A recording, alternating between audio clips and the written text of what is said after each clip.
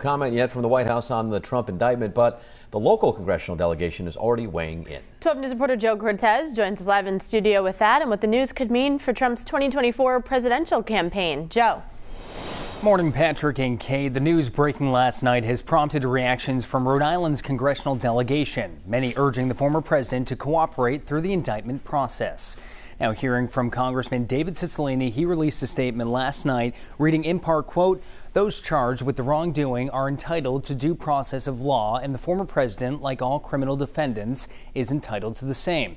Rhode Island Senator Jack Reed also weighing in, releasing a statement last night saying in part, quote, "I urge those who claim to be pro-law and order to actually allow law enforcement, prosecutors, and a jury of Donald Trump's peers to do their jobs without partisan interference." The indictment of the former president involves alleged hush money payments made to adult film star Stormy Daniels during the 2016 campaign. The case will remain sealed as of now, and our political analyst Joe Fleming tells us the indictment against Trump does not stop him from running for public office. But again, Donald Trump will try to use this, I think, for his advantage right now to build up his base, to get his base energized, to really go there and work for him. He's going to still have a very strong base. The question is, if he wins the nomination, how much will this hurt him in a general election?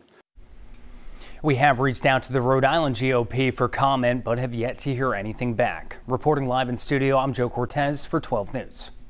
Developing news with a look at the indictment of former President Donald Trump. A lot of questions remain on the charges against him because the indictment remains under seal. The news first broke last night, and since then reactions have been pouring in. 12 News reporter Joe Cortez joins us live and explains the timeline leading up to this indictment. Joe. Well, first, there's a lot of information, but we have to go back to 2006 when Donald Trump allegedly has an affair with adult film star Stormy Daniels. Jumping ahead to 2011, Daniels has an interview with the supermarket tabloid In Touch and tells them about the affair.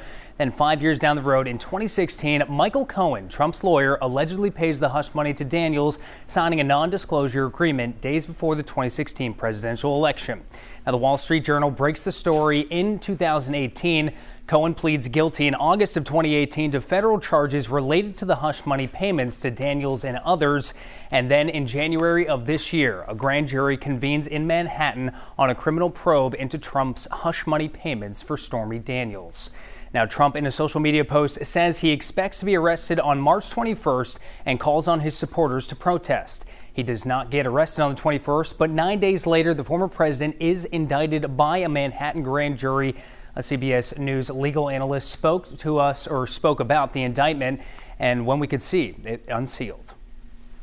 Would not be unsealed until a court unseals it. And I assume that that would be at the time that Donald Trump self-surrenders to the police and the FBI, is gone through processing and is brought into the courtroom.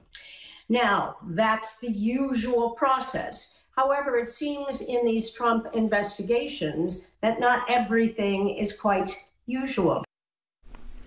CBS News says the DA's office will likely negotiate Trump's surrender, and he will likely be fingerprinted and have his mugshot taken, but it's not clear if he will be placed in handcuffs. Again, this is the first time in U.S. history a former president has been criminally charged. Reporting live in studio, Joe Cortez, 12 News.